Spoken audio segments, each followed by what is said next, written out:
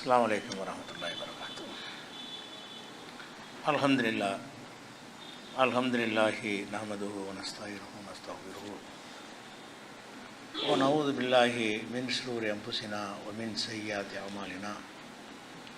My யஹ்திஹில்லாஹு ஃபலா முதில்ல லஹு வ my யுத்லில்ஹு ஃபலா ஹாதிய லஹு. வ அஷ்ஹது அல்லா இலாஹ இல்லல்லாஹு வஹ்தஹு லா ஷரீக லஹு வ அஷ்ஹது அன்ன முஹம்மதன் அப்துஹு வ ரசூலுஹு. கண்ணியத்திற்குரிய எல்லாம் வல்ல அல்லாஹு ஜல்ல ஷானஹு தஆலாவின் நல்லடியார்களே, இஸ்லாத்தின் பார்வையில் உடை என்ற ஜும்மா தொடர் உரையில் கடந்த சில வாரங்களாக பெண்கள் தங்களுடைய முகத்தையும் கைகளையும் மறைக்க தேவையில்லை, அப்படி ஒரு வழக்கம் நபிகள் நாயகம் ஸல்லல்லாஹு அலைஹி வஸல்லம் காலத்தில் இருந்தது இல்லை என்பதற்கு ஏராளமான சான்றுகளை நம்ம பார்த்தோம். சென்ற வாரம் 24வது அத்தியாயம் 31வது வசனத்தில் அல்லாஹ் பெண்களுக்கு இடக்கூடிய இன்னொரு கட்டளையை, அதாவது பெண்கள் தங்களுடைய அலங்காரங்களை வெளிப்படுத்தக்கூடாது என்ற கட்டளையின் ஒரு பகுதியை பார்த்தோம். இந்த அலங்காரங்களை வெளிப்படுத்தக்கூடாது என்ற ஒரு கட்டளை பெண்களுடைய ஆடை சுதந்திரத்தை பறிக்கிறது போன்ற ஒரு தோற்றத்தை பலரும் ஏற்படுத்துகிறார்கள். பெண்களுக்கு இந்த கட்டுப்பாடு விதித்ததற்கு காரணம் பெண்கள் கிடையாது, ஆண்கள் தான் காரணம். ஆண்கள் எப்படி படைக்கப்பட்டிருக்கிறார்கள் என்று சொன்னால், பெண்களை பார்த்து ஈர்க்கப்படக்கூடியவர்களாக அவங்க சாதாரண நிலையில் இருந்தால் அப்போ இவங்களுடைய பார்வை ஒரு மாதிரியாக இருக்கும். கொஞ்சம் அலங்கரித்து கவர்ச்சிகரமான முறையில் இருந்தார்கள் என்று சொன்னால் ஆண்களுடைய பார்வை அலமோதும், தப்பான எண்ணங்கள்லாம் வரும். இந்த தப்பான எண்ணங்கள் வர்ற காரணத்தினால கூட ஆண்களுடைய ஆண்மை பாதிக்கப்படும் என்றெல்லாம் கூட ஒரு ஆய்வுகள் வெளிவந்திருக்கிறது. அப்போ அந்த பெண்களை நீங்கள் அதிகமாக அலங்கரித்து கொண்டு வெளியே செல்லும் பொழுது அதை பார்க்கக்கூடிய ஆண்கள் சபலப்படுவார்கள். எல்லோரும் இல்லாவிட்டாலும் ஒரு கணிசமான பேர் அதில் ஒரு சபலம் ஏற்படும். அந்த சபலத்தை ஏற்படுத்துவதன் மூலமாக அவனுக்கும் பல பிரச்சனைகள் ஏற்படும். சில சந்தர்ப்பங்களில் பெண்களுக்கு கூட பாதிப்பாக ஏற்பட்டுரும். சில தனிமைகள் இருக்கும் என்று சொன்னால் அவங்களுடைய பாதுகாப்பு கூட கேள்விக்குறியாயிரும். இந்த ஒரு காரணத்துக்கு தானே தவிர அவங்களுடைய உரிமையை பறிக்கிறதுக்காக இல்லை. உரிமையை பறிக்கிறதுக்காக இருந்தால் முகம் தெரியும் வகையில் நீங்கள் வெளியே நடமாடலாம் என்று மார்க்கம் சொல்லி இருக்காது. கை தெரியும் வகையில் நீங்கள் நடமாடலாம் என்று ரசூலுல்லாஹ் அனுமதித்திருக்க மாட்டாங்க. அந்த உரிமைகள் எல்லாம் கொடுக்கப்பட்டு இருக்கிறது. அதை தாண்டி அவங்க அலங்கரித்து கொண்டு வெளியே அலங்கரிக்க வேண்டிய தேவை என்ன? ஒரு ஆண்கள் வெளியே வரும்போது லிப்ஸ்டிக் போட்டுக்கிட்டு ஆண்கள் வர்றாங்களா? புருவத்துக்கு மை தீட்டிக்கிட்டு ஆண்கள் யாராக வர்றாங்களா? ரெண்டு பேரும் மனுஷன் தானே. அப்போ ஆண்கள் யாரும் மை தீட்டுவது கிடையாது, புருவத்தை அந்த சீரமைத்து கொள்வது கிடையாது, அதே மாதிரி லிப்ஸ்டிக் போட்டுக்கொள்வது கிடையாது, மருதாணி போட்டுக்கிட்டு ஆம்பளைங்க யாரும் வர்றது கிடையாது. அப்போ ஆண்கள் எப்படி அலங்காரம் இல்லாமல் வெளியே அவங்களுக்கு இயல்பாக நடக்க முடிகிறதோ அது மாதிரி நீங்கள் பெண்கள் இருக்கலாமே. இந்த அலங்காரம் இல்லாததுனால என்ன பாதிப்பு வரும்? ஒரு பாதிப்பு ஆண்களுக்கு வரலையே. அப்போ அந்த அலங்காரம் என்பதை நம்ம எதுக்கு அதை போடுறாங்கன்னு கேட்டால் அவங்களுக்கே தெரிகிறது. இது நம்ம ஆண்கள் இந்த அலங்காரம் செய்ய மாட்டேங்கிறான், பெண்கள் தான் செய்கிறார்கள் என்று சொன்னால் அவங்க சுபாவமே என்ன இருக்குன்னு கேட்டால் அந்த அலங்காரத்தில் ஒரு ஆசைப்படுது. நம்மளுடைய அலங்காரத்தை பலரும் பார்க்கணும், பார்த்து அதை ஒரு மாதிரியான ஒரு பெருமிதம் கொள்ளணும் அப்படிங்கிற ஒரு எண்ணம் இருக்க போய் தான் பெண்கள் மட்டும் அலங்காரம் செய்கிறாங்க. ஒரு கல்யாணத்துக்கு கூட மாப்பிள்ளைக்கு அலங்காரம் ஏதாவது செய்கிறாங்களா? கல்யாணம் பண்ணக்கூடிய நேரத்தில் மாப்பிள்ளைக்கு அலங்காரம்னு ஒன்றுமே செய்ய மாட்டாங்க. என்ன சின்னதாக சில ஃபேஷியல் மட்டும் அது மாதிரி பண்ணுவாங்க சில குடும்பங்களில், அது கூட பண்ண மாட்டாங்க அதிகமான இடங்களில். ஆனால் பெண்களுக்கு என்னென்னு கேட்டால் அவங்களுக்கு அலங்காரத்தில் அவங்க உடலில் செய்கிற அலங்காரங்கள் வேறு, அவங்களுக்கு அலங்கார பொருள்களை சேர்க்குறது பல வகையான தலைமுடி அலங்காரத்துக்கே 50-60 பொருள் இருக்குது. தலைமுடி அலங்காரமாக காட்டுவதற்காக வேண்டியே அவ்வளோவுக்கு பொருள்கள் தேவைப்படுகிறது. ஏன் இந்த அலங்காரம் செய்கிறாங்க? இப்படி எல்லாம் இருந்தால் அந்த ஆண் கவரப்படுவான்ங்கிறத தவிர என்ன நோக்கம் இருக்குது? இதெல்லாம் பல கிலோக்களை தலையில் ஏற்றுறாங்க அலங்காரத்துக்காக வேண்டி. இவ்வளோ வெயிட்டுகளை நீங்கள் ஏற்றுறதுக்கு என்ன காரணம்னு கேட்டால் இது ஆண்களை தூண்டும். ஆண்களை இப்போ கணவன் அதை ரசிக்கணும், அந்த ஒரு எண்ணம் இருக்க போய் தான் அலங்காரம்லாம் பண்ணுறாங்க. அப்போ பெண்கள் அலங்காரத்திற்கு தகுந்தவங்களாக இருக்கிறார்கள் என்பதை ஆண் சமூகம் ஒப்புக்கொள்கிறது, பெண்கள் ஒப்புக்கொள்கிறார்கள். பெண்கள் அந்த கொள்கையில் இருக்க போய் தான் எல்லாருமே அலங்காரம் தான் பண்ணுறாங்க. அலங்காரம் பண்ணாதவர்கள் மிக மிக குறைவான எண்ணிக்கையில் தான் பெண்களில் இருப்பாங்க. அப்போ இந்த அலங்காரம் பண்ணி கொள்ளக்கூடிய நேரத்தில் இதை எதுக்காக நீங்கள் பண்ணுறீங்க? அலங்காரம் அலங்காரம் என்று சொன்னாலே ஒரு ஆண் வந்து அதை வந்து ஆளணும், ஆண் வந்து அனுபவிக்கணும் என்பதற்கு தானே அந்த அலங்காரம். அது கணவன் தானே அதை செய்யணும். அதை எதுக்காண்டி ஊர் உலகத்துலலாம் அந்த அலங்காரத்தை கொண்டு வெளிப்படுத்தணும் அப்படிங்கிற ஒரு காரணத்தினால தான் நீங்கள் அலங்காரம் பண்ணிக்கிறதுக்கு தாராளமாக பண்ணிக்கிறங்க, வீடுகளில் பண்ணிக்கிறங்க. சில உறவினர்கள் அந்த தவறான சபலம் கொள்ள மாட்டாருங்க. எல்லோரும் இந்த பெண்களுடைய அலங்காரத்தை பார்த்து சபலப்பட்டாலும் சில உறவு முறைகளை உள்ளவங்க அது மாதிரி பண்ண மாட்டாங்கன்னு வர எல்லா விதிவிலக்கு சொல்லிடுறான். அவங்க முன்னாடி பண்ணிக்கிறங்கிறான். அலங்காரம் தாராளமாக பண்ணி எப்படி சொல்கிறான் அல்லான்னு கேட்டால், உலா இபுதீன ஜீனத்தை உன்ன, அவங்களுடைய அலங்காரத்தை வெளிப்படுத்தக்கூடாது, இல்லாலி பௌலத்திகின்ன, கணவன்மார்களுக்கே தவிர. அவள் கணவனு முன்னாடி எவ்வளோ உண்டாலும் அலங்காரம் பண்ணிக்கிறங்க. எத்தனை வகையாக அவங்களுக்கு அலங்காரம் பண்ண இயலுமோ அவ்வளோ பண்ணிக்கொள்ளுங்க. ஏன்னா இந்த அலங்காரத்தின் மூலமாக அந்த ஆண் வந்து என்ன செய்வான், சந்தோஷப்படுவான், உங்களை சந்தோஷப்படுத்துவான். அதுக்கு ஒரு தூண்டுதலாக இருக்கிற ஒரு காரணத்தினால அலங்காரத்தை வெளிப்படுத்துறது கணவன்மாருக்கு வெளிப்படுத்துங்கன்ட்டு ஒரு ஆளை சொல்லிடுறான்ல. ஆபாய்கின்ன, அவங்களை பெற்ற தகப்பன்மார்கள். தந்தை வந்து மகளை வந்து என்ன அலங்காரம் பண்ணாலும் வேறு பார்வை பார்க்க மாட்டான். எவ்வளவுதான் அலங்காரம் பண்ணி மகள் தந்தைக்கு முன்னாடி இருந்தாலும் அது அந்த அழகாக இருக்க மகள் அப்படின்னு ஒரு பெருமிதம் கொள்வானே தவிர வேறு மாதிரியான இச்சை கொள்ளக்கூடிய ஒரு தன்மை வந்து அந்த தந்தைக்கு வராது. இப்போ தந்தைக்கு முன்னாடி நீங்கள் உங்கள் அலங்காரத்தை வெளிப்படுத்திக்கிறீங்கன்னு நல்லா சொல்கிறான். அதே மாதிரி ஆபாய் பௌலத்திகின்ன, கணவன்மாருடைய தகப்பன்மார்கள், அது மாமனார்கள். கணவனுக்கு முன்னாடி அலங்காரமாக இருக்கிற மாதிரி மாமனாருக்கு முன்னாடி அலங்காரமாக இருக்கலாம். மாமனாருக்கு மத்தியில் இரத்த உறவு இல்லாட்டாலும் சில அவனுக்கு அந்த மாதிரி எண்ணங்கள் வர வாய்ப்பு இருந்தாலும் இயல்பாக வராது. ஏன்னு கேட்டால் நம்ம மகனுடைய மனைவியை நம்ம வேறு மாதிரி பார்க்கக்கூடாதுன்ற ஒரு சுய கட்டுப்பாடு வந்து அவனை வேறு மாதிரி பார்ப்பதிலிருந்து தடுத்துரும். அதனால் எல்லாம் என்ன செய்கிறான்னு கேட்டால் ஆபாய் பௌலத்திகின்ன, கணவன்மாருடைய தகப்பன்மார்கள், அதாவது மாமனாருக்கு முன்னாடி பெண்கள் என்ன செய்யலாம், அலங்காரமாக இருக்கலாம். அபுனாய்கின்ன, அவங்களுடைய பிள்ளைகள், அந்த பொம்பளைங்களுக்கு பிள்ளைகள் இருப்பாங்க, ஆம்பளை பிள்ளைங்க, தன் மகனுக்கு முன்னாடி ஒரு தாய் எவ்வளோ அலங்காரம் வேணாலும் பண்ணிக்கலாம். ஏன்னா மகன் அலங்காரத்தை பார்த்து என்ன செய்ய மாட்டான், வேறு மாதிரி எண்ணம் கொள்ள மாட்டான். நம்ம அம்மா அழகாக இருக்கிறாங்கன்னு பார்த்து ஒரு சந்தோஷப்பட்டு கொள்வானே தவிர அதில் பிற ஆண்களுக்கு வரக்கூடிய எண்ணங்கள் வந்து பெத்த மகனுக்கு வராது. அதே மாதிரி வந்து அபுனாயி பௌலத்திகின்ன, அவங்களுடைய கணவனுடைய மகன்மார்கள். ஒரு பெண் கணவனை கல்யாணம் பண்ணுறாங்க, அவனுக்கு வேறு மனைவி மூலமாக புள்ள இருக்கிறது. ஒரு பெண்ணுடைய கணவனுக்கு வந்து இன்னொரு கல்யாணம் பண்ண வகையில் அவனுக்கு பிள்ளை இருந்துச்சின்னு சொன்னால் அந்த ஆம்பளை பிள்ளைங்களுக்கு முன்னாடி அது மகன்மார் தான். இவளுடைய பிள்ளைகள் எப்படி இவளுக்கு மகன் என்று சொல்லப்படுகிறதோ அதே மாதிரி கணவனுடைய பிள்ளைகளும் மகன் என்ற நிலையில் இஸ்லாத்தில் வைக்கப்பட்டிருக்கிறது. அதுக்கு தான் அபுனாய் பௌலத்திகின்ன, அவங்க கணவன்மார்களுடைய ஆம்பளை பிள்ளைங்களுக்கு மத்தியில் அலங்காரத்தை வெளிப்படுத்தி கொள்ளலாம். இஹ்வானிகின்ன, அவங்களுடைய உடன் பிறந்த சகோதரர்கள். உடன் பிறந்தது 3 வகையாக இருக்கலாம். தாய் தந்தை 2 பேருமே ஒரு தாய் தந்தையாக இருப்பாங்க. அப்படி இருந்தாலும் அவங்க சகோதரி தான். தகப்பன் 2 பேருக்கு ஒன்றா இருப்பாங்க, தாய் வேறு வேறையாக இருப்பாங்க, அதுவும் சகோதரி தான். தாய் 2 பேருக்கு ஒன்றா இருப்பாங்க, தகப்பன் வேறு வேறையாக இருப்பாங்க. இந்த 3 வகையும் இருவழி சகோதரர்கள், தாய் வழி சகோதரர்கள், தந்தை வழி சகோதரர்கள்னு 3 வகையான சகோதரர்கள் இருக்கிறது. 3 இது குறிப்பிட மாதிரி தான் அந்த வாசகம். இஹ்வானிகின்ன, அவங்களுடைய சகோதரர்கள் மத்தியில் அவங்க என்ன செய்யலாம், அண்ணன் தம்பிக்கு மத்தியில் எவ்வளோ அலங்காரம் வேணாலும் பண்ணிக்கிறங்க. அலங்காரம் பண்ணுவதற்கு அண்ணன் தம்பிமார்களுக்கு மத்தியில் என்ன இல்லை, அண்ணனுக்கு அப்படி வராது. அண்ணன் தம்பிக்கெல்லாம் என்ன செய்யாது, தன்னுடைய சகோதரியை பார்த்து வேறு விதமான எண்ணம் வராது, ஒரு பெருமிதம் வரும். நம்ம தங்கச்சி அழகாக இருக்குன்னு அப்படி சொல்லி அவ்வளோ நின்றுமே தவிர அதை தாண்டி வேறு அந்நிய ஆண்களுக்கு வரக்கூடிய ஒரு எண்ணங்கள் அவனுக்கு வருவதில்லை. அதே மாதிரி வந்து பனி இஹ்வானிகின்ன, அவங்களுடைய சகோதரனுடைய புதல்வர்கள், அண்ணன் மகன்கள் தம்பி மகன்கள். ஒரு பெண்ணுக்கு வந்து அண்ணன் மகன் இருக்கான், தம்பி மகன் இருக்கான்னா அது வந்து அண்ணனுடைய மகன்கிறவன் வந்து வேறு மாதிரி எண்ணம் அவனுக்கு வராது. ஏன்னா அவனை பொறுத்த வரைக்கும் அவனுடைய தகப்பனுக்கு சகோதரி, அவனை பொறுத்த இந்த ஆம்பளையை பொறுத்த வரைக்கும் தாய் மாமாவுக்கு முன்னாடி அவன் அப்படி நின்றாங்கன்னு சொன்னால் இவங்களுக்கு என்ன செய்யாது, வேறு ஒரு எண்ணம் வராது. அப்படி எல்லாம் சொல்கிறான். பனி அகவாத்துகின்ன, அல்லது அவங்களுடைய சகோதரியின் புதல்வர்கள். ஒரு பெண்ணுடைய அக்கா மகன் தங்கச்சி மகன், ஒரு பெண் இருக்கிறாங்க, அவங்களுடைய அக்கா மகன் தங்கச்சி மகன் இருப்பார்களே ஆனால், இளைஞர்களாக இருப்பார்களே ஆனால் அவங்க முன்னாடி கூட அலங்காரமாக இருக்கலாம். அவங்க வந்துட்டானே, ஒரு ஆம்பளை வந்துட்டானேன்னு என்ன செய்ய வேண்டியதில்லை, அலங்காரத்தை அழிக்க வேண்டியதோ மறைக்க வேண்டியதோ ஒளிஞ்சிக்கிற வேண்டியதோ தேவையே கிடையாது. அவங்களுக்கு முன்னாடி அலங்காரத்தை நீங்கள் வெளிப்படுத்தலாம்ன்ற அப்படியே சொல்லி காட்டுறான். அதே மாதிரி வந்து நிசாயிகின்ன, அவர்களை போன்ற பெண்கள். எந்த பொம்பளைக்கு முன்னாடி அலங்காரமாக இருக்கலாம்.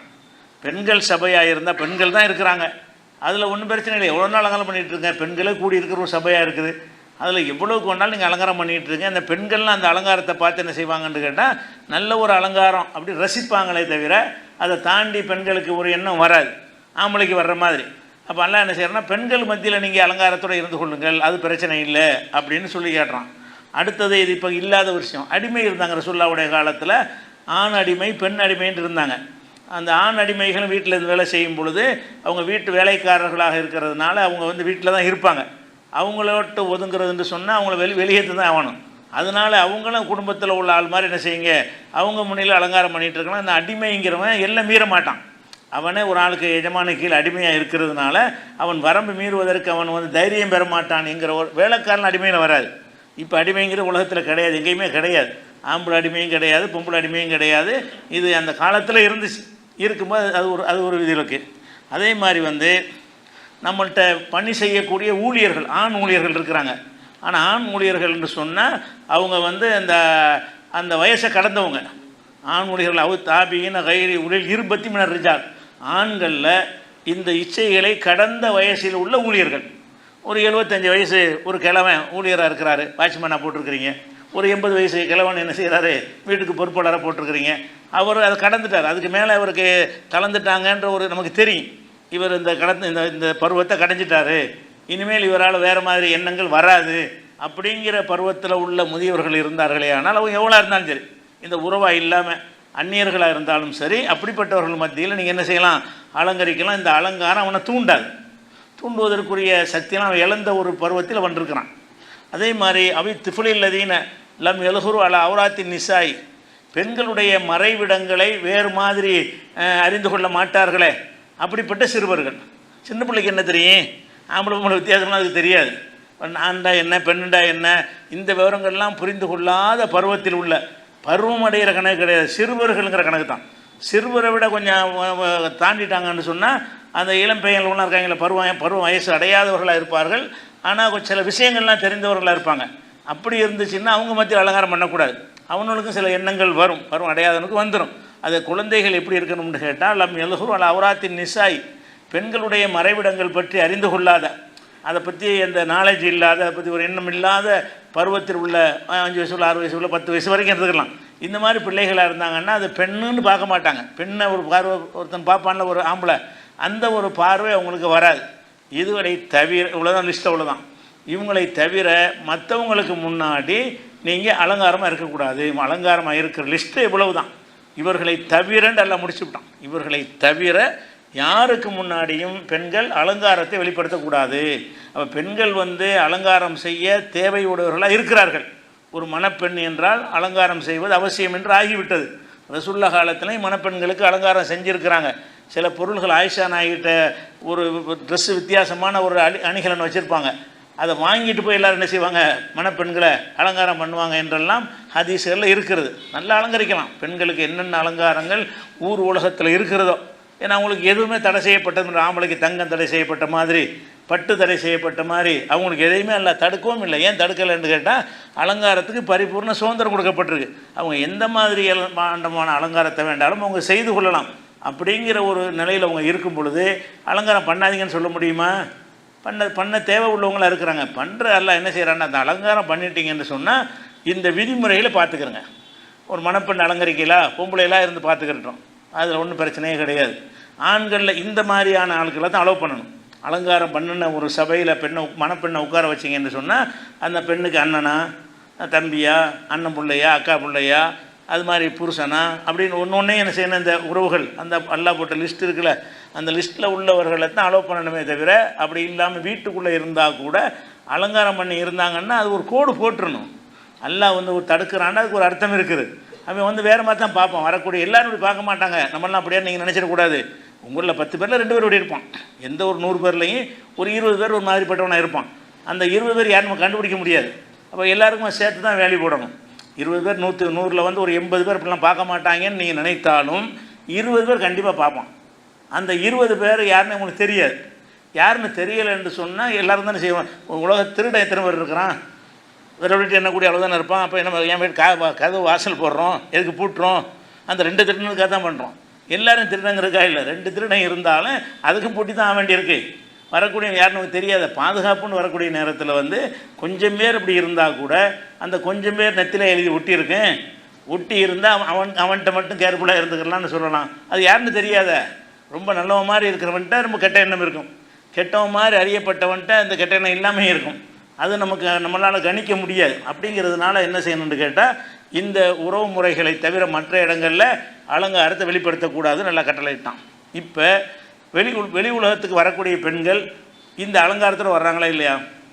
உங்களுக்கு முகத்தை வரைக்கும் நீங்கள் வெளிப்படுத்துறது தப்பு இல்லைன்னு மார்க்கம் சொல்லிருச்சு, கைகளை வெளிப்படுத்தலான்னு சொல்லிவிட்டது. அதோடு அதுவே போதும். ஒரு மனிதன் முன்னேறுவதற்கு, வாழ்க்கையில் செயல்படுவதற்கு இந்த அளவுக்கு தெரிஞ்சாலே போதுமானதாக இருக்குது. அலங்காரம் பண்ணால் தான் படிக்க முடியுங்கிறது கிடையாது, அலங்காரம் பண்ணால் தான் வேலைக்கு போகணுங்கிறது கிடையாது, அலங்காரம் பண்ணால் தான் ஒரு பொறுப்பை சுமக்க முடியுங்கிறது கிடையாது. அதெல்லாம் சுமக்காமலே ஆம்பளையெல்லாம் அலங்காரம் பண்ணிட்டு அப்படி வேலையை பண்ணிகிட்டு இருக்கிறான். ஆண்கள்லாம் இவ்வளோ வேலைகள் பண்ணுறாங்களே, எல்லாமே அலங்காரம் பண்ணிட்ட பிரதமர் சீட்டில் உட்காந்துருக்குறாங்க. முதலமைச்சராக இருக்கிறவங்களும் அலங்காரம் பண்ணிகிட்டா இருக்கிறாரு. அப்போ முதலமைச்சர் பிரதமராக கூட இருக்கலாம் அலங்காரம் பண்ணாமல். அப்படிங்கும்போது பெண்களுக்கு மறுத்துன்னு இதுக்கு அலங்காரம் தேவைப்படுது. அப்போ இந்த அலங்காரங்கள் என்னென்ன அலங்காரம்லாம் பண்ணுறாங்கன்னா, பெரும்பாலான பெண்கள் லிப்ஸ்டிக் கூட வர்றாங்க. லிப்ஸ்டிக் அலங்காரம் அது உங்கள்கிட்ட இயற்கையாக உள்ளதில் தானே, அது உங்களுடைய கலர் கிடையாது. உங்கள் உதட்டுடைய கலர் என்னன்னு உங்களுக்கு தெரியும். அதை தூக்கி காட்டுவதற்காக வேண்டி நீங்கள் வேறு ஒரு கலர், அதில் கெடுதி வேறு இருக்குது, தனி விஷயம். லிப்ஸ்டிக் போடக்கூடிய அந்த லிப்ஸ்டிக்கு பயன்படுத்தக்கூடிய கொழுப்பு மனிதனுக்கு கேடு செய்யக்கூடியது. கொஞ்சம் வாய்களை உள்ளே போச்சுன்னு சொன்னால் பாதிப்பு ஏற்படுத்தக்கூடியது என்றெல்லாம் அதில் ரசாயனங்கள்லாம் கலந்துருக்குது. அது தனியாக மருத்துவம் தனியாக வச்சுருங்க. அது இல்லாமல் இதை போடுவது எதுக்காக வேண்டி? நீங்கள் ரொம்ப அந்த உதடுங்கிறது ஒரு ஆண்களால் ரசிக்கப்படக்கூடியது நல்லா தெரியுது. அந்த ரசிக்கப்படுற ஒரு உதட்லையும் இந்த மாதிரியான லிப்ஸ்டிக்கை போட்டாங்கன்னு சொன்னால் மேலும் அதிகம் இவனோட பார்வை போனால் அங்கே தான் போய் நிற்கும். அப்படி நல்லா தெரிகிறது, பெண்களுக்கும் தெரியுது. இவன் நம்ம உதட்டை பார்ப்பான், ஒரு ஆம்பளை இந்த உதடு ஆண்களை கவரும்னு தெரிஞ்சுக்கிட்டு எதுக்காக வேண்டியதை அந்நியாளுக்கு போட்டு காட்ட வேண்டிய தேவை என்ன இருக்குது? அப்போ லிப்ஸ்டிக் போட்டவர்களாக சர்வசாதாரணமாக வர்றாங்க. எல்லா விரல்களையும் நகைகளை பயங்கரமாக அணிஞ்சிக்கிட்டு, மோதுறது 5 விரல்லையும் மோதிரம், அதில் பல டிசைன்கள் எல்லாம் போட்டவர்களாக வெளியே வர்றாங்க. அப்போ இது ஒரு அலங்காரம் தான். இது இயற்கையாக உங்களுடைய உடலாக இருந்தது பிரச்சனை இல்லை. நீங்கள் ஒரு நகைன்னு போடும்போது ஒரு ஈர்ப்பு கூட வருதா இல்லையா? அப்போ ஈர்ப்பு கூட வராட்டி எதுக்கு போடுறீங்க? ஈர்ப்பு இருக்க போய் தானே நீங்கள் போடுறீங்க. போடுறதுக்கு என்ன காரணம்? இதெல்லாம் இருந்தால் கொஞ்சம் ஈர்க்கப்படும், கொஞ்சம் நல்லா பார்க்குறதுக்கு நல்லா இருக்கும் அப்படின்னு தானே போடுறீங்க. நல்லா இருக்கட்டும், அது இவங்களுக்கு கண்டவனுக்கு நல்லா இருக்கணும், உங்கள் குடும்பத்தில் உள்ளவங்களுக்கு நல்லா இருந்துட்டு போகுது, வெளியில் இருக்கிறது நல்லா இருக்கணும். அப்போ நகை நட்டுகளை அணிந்து கொண்ட நிலையில் வெளியே போனால் நம்ம என்ன செய்யணும்? இதெல்லாம் நம்ம போடக்கூடாது. அப்படி அந்த ஒரு பொறுப்பு பெண்களுக்கு வரணும். வெளியே போகும்போது ஆண்களுடைய கண்கள் வேறு மாதிரி மேய ஆரம்பிச்சிடும். அதுக்கு நம்ம ஒரு காரணமாக, ஒரு கருவியாக நம்ம இருந்துடக்கூடாது என்கிற ஒரு பொறுப்பு உங்களுக்கு இருக்க, அதெல்லாம் இருக்கிறத பார்க்கணும். அதே மாதிரி தலையில் அல்லாஹ் முக்காடு போட சொல்கிறான்ல, முக்காடு போட்டுக்கிட்டு தலையில் போட்டு முக்காடு என்ன செய்யணும்? மார்பில் போட்டுக்கொள்ள விட்றோம் எல்லாம் சொல்கிறான். அந்த முக்காடுகள் போடக்கூடிய விஷயத்தில் என்ன செய்கிறாங்கன்னு கேட்டால், அந்த தலையில் முக்காடு போட்டு முடியை வெளியே எடுத்து விட்டுறாங்க. தலையில் மட்டும் முக்காடு இருக்குது, பின்னாடி உள்ள முடியெல்லாம் புருக்காவுக்கு வெளியே என்ன செய்யும்? முடிகள்லாம் தொங்கும். அந்த முடிகளும் அதில் மறைக்கும்படி தான் அந்த ஆர்டரில் இருக்கிறது. எந்த ஆர்டரு? தலையின் மீது முக்காடு போட்டுக்கொண்டு அது மார்பகத்தின் மீது தொங்க விடட்டும் என்ற ஒரு கட்டளை இருக்குல்ல. எழுதுறிப்பின குமரிகின்ன அலா ஜூபிகின்ன, அவங்களுடைய முக்காடுகளை மார்பின் மீது போட்டுக்கொள்ளட்டும் என்று சொல்வதாக இருந்தால், இந்த தலையை முடியை தானங்க மனுஷன் ரசிக்கிறான். பெண்கள் இந்த கவிதைகள் எடுத்துக்கிட்டிங்கன்னா கூந்தலுக்கு உள்ள அளவுக்கு கவிதை எதுக்குமே இருக்காது. இந்த மனிதன் கவிதைகளில் பெண்களை வர்ணித்து பாட்டு எழுதுகிறாங்கல்ல, அந்த பாடுகளில் பார்த்தீங்கன்னு சொன்னால் பெண்களுடைய அந்த கூந்தலை தான் என்ன செய்கிறான்? அதிகமாக வர்ணித்து செய்கிறான். அந்த கார்மேக கூந்தல் அப்படி இப்படின்றது அதுக்கு ஒரு வர்ணனை எல்லாம் போடக்கூடிய கவிதைகள் அதிகமாக இருக்குது. ஏன் கவிதையில் அப்படி இருக்குதுன்னு கேட்டால் அவன் ரசிக்கிறான். அதை ஒரு ஆண் இதையெல்லாம் பார்த்து ரசிக்கிறவனாக இருக்கிறான். எப்படி நீங்கள் உடலை மறைக்க வேண்டிய ஒரு அவசியம் இருக்கிறதோ, அந்த தலைமுடியும் மறைக்கப்பட வேண்டிய நிறைய பேர் புர்காவுக்காக ஒழுங்காக போட்டுருவாங்க. ஆனால் தலைமுடி மட்டும் வெளியே எடுத்து விட்டுக்குருவாங்க. அதோடு நிறைய பேர் பூ வர வச்சுக்கிடுவாங்க. அதில் தலைமுடியை வெளியே தலைமுடி என்பதே அது ஒரு கவர்ச்சியானது, நீங்களே விளங்குறீங்க. அது கவர்ச்சியாக இருக்க போய் தான், இல்லாட்டி ஒட்டுலாம் சேர்த்துக்கிறீங்க. எதுக்கு பெண்கள் ஒட்டு முடி வைக்கிறாங்க? சௌரியத்துக்கு வைக்கிறாங்க. நல்ல பெருசாக இருக்கிறது ஆம்பளைக்கு பிடிக்குங்கிறதுனால தானே. இந்த தலைமுடி நல்லா நீளமாக காட்டினால் ஒரு ஆண்கள் கவரப்படுவாங்க. அப்படி இல்லாட்டி எதுக்கு நீங்கள் செய்கிறீங்க? ஒரு ஜானுக்கு முடி இருந்தால் அதோட உங்களுக்கு வெளியே போகிறது வெக்கமாக இருக்கா இல்லையா? அந்த மாதிரி பெண்கள் கரெக்டாக மறைச்சிக்கிடுவாங்க. இந்த ஒரு ஜான் தான் முடி இருக்குன்னு வைங்களேன், அது தெரிஞ்சு போயிரும்ல, அதனால் கரெக்டாக அது முடியை எது மறைச்சிடுவாங்க. முடி நல்ல பெருசாக இருக்கிற பெண்களுக்கு காட்டாட்டி மண்டை வெடிச்சிடும். அந்த முடி பெருசாக இருக்கிறத உலகத்துக்கு நம்ம என்ன செஞ்சிடணும், அறிமுகப்படுத்திடணும் அப்படிங்கிறதுக்காக தானே அந்த அது பார்க்க நீங்கள் பார்த்துடலாம். முழுசாக மறைச்சிட்டு வர்றவங்களுடைய முடி ரொம்ப குள்ளமாக இருக்கும், அது தெரிஞ்ச அழகு இல்லை அப்படிங்கிறன்னு மறைச்சிருவாங்க. அப்போ எதுக்காக நீல முடி உங்களுக்கு இருக்கிற காரணத்தினால் அதை எதுக்காக வெளிப்படுத்துகிறீங்க? வெளிப்படுத்தினால் அதை வந்து இவன் பார்க்குறான், ரசிக்கிறான், கவிதை பாடுறான், அது சினிமாக்கள் போக்குவரத்துலாம் அது மாதிரி அதை ஒரு முக்கியமாக காட்டுறான். அங்கே உள்ள முடி இங்கே வரைக்கும் தொங்குற மாதிரி உள்ளதை க்ளோஸ்அப் எடுத்து காட்டுறான். முடின்னு நீங்கள் நினச்சிட்டு போயிடுறீங்க. முடின்னு நினச்சாலும் அதில் உள்ள ஒரு ஈர்ப்பு அதிகம் என்பதை வந்து ஆண்களும் விளங்கியிருக்கிறாங்க, பெண்களும் விளங்கியிருக்கிறாங்க. அதனால தான் முடி கம்மியாக போயிடுச்சுன்னு சொன்னால் அதுக்கு ஒரு சௌரி முடி வைக்கிறாங்க. ஆனால் சௌரி முடியில் கூட மார்க்கத்தில் என்ன இருக்குன்னு கேட்டால் முடிகள் வைக்கத்தான் தடை இருக்குது. அது நம்ம விளைவிக்கணும். பெண்கள் வந்து முடி கம்மியாக இருந்துச்சுன்னு சொன்னால் வேறு ஒரு பெண்ணுடைய முடியிலேருந்து தயாரிப்பாங்க. முடியிலேருந்து முடி தயாரிப்பது, இந்த திருப்பதி எங்கெல்லாம் மொட்டை அடித்து போடுறாங்கல்ல, அந்த முடிகள்லாம் எடுத்துக்கிட்டு போய் தொகுத்து அதை வந்து சௌரியாக ரெடி பண்ணுறாங்க. அந்த மாதிரி உள்ளதுக்கு தான் தடை இருக்குது. வேறு செயற்கையாக நூல்கள் அது மாதிரி தயாரிக்கிறாங்கல்ல, பிளாஸ்டிக் நூல் இலைகள் அல்லது செயற்கையாக நூல்லையே முடி மாதிரி ரெடி பண்ணுறது, அதை வச்சுக்கிறலாமான்னு கேட்டால் அதை வச்சுக்கலாம், அது தடை இல்லை.